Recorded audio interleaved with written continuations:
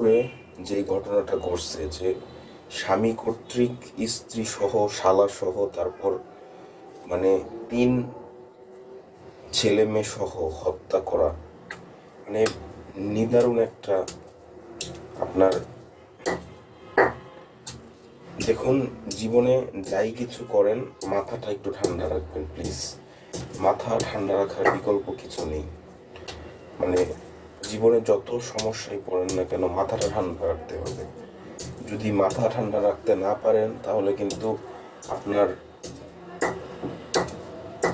মানে আপনি অনেক বেশি হতাশ হবেন, আপনি কাজেও সফল হবেন না, বুঝছেন ভাই? তাই কষ্ট করে মাথাটা ঠান্ডা রাখবেন। এই যে দেখেন এই ব্যক্তি, মানে তার আমও গেল ছালাও গেল, ঠিক আছে তার বউ পরকীয়া করে, ঠিক আছে তার বউ তার থেকে টাকা নিয়ে তার বাপের বাড়িতে, বউয়ের বাপের বাড়িতে জায়গা কিনে ফেলছে, সব ঠিক আছে, তার সাথে অনেক প্রতারণা হয়েছে, কিন্তু এই যে সে যে কাজটা করলো তার বউকে এবং 4-5টা খুন করলো, তার জীবন কি আর কখনো স্বাভাবিক হবে? এই মামলা মোকদ্দমা, তার সামাজিক পারিবারিক যে অবস্থা, এটা কি আর কখনো সে ভুলতে পারবে? বা এই যে সে যে কাজগুলো করলো এটা থেকে কি আর কখনো মুক্তি পাবে? তারও কি হবে? তারও জেল হবে, হয়তো বা এক সময় ফাঁসিও হয়ে যেতে পারে, কারণ স্বাভাবিক 5টা হত্যা মামলার আসামি হবে সে, এক সময় তারও কি হবে? ফাঁসি হবে। সো কি লাভ হইল?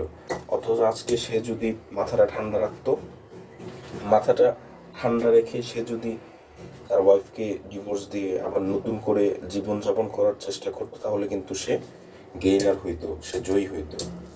যাই হোক ভাই, আসলে শয়তান তো আছেই, বুঝছেন? শয়তান মানুষে এমন বেশি প্ররোচনা দেয়, এমন কুমন্ত্রণা দেয়, যেটা কিনা মানে ভাষায় প্রকাশ করার মতো না। যে কোনো মানুষকে হচ্ছে খারাপ পথে নিয়ে যেতে পারে, অবৈধ কোনো কাজ করতে বাধ্য করতে পারে। আল্লাহ সকলকে হেফাজত করুক।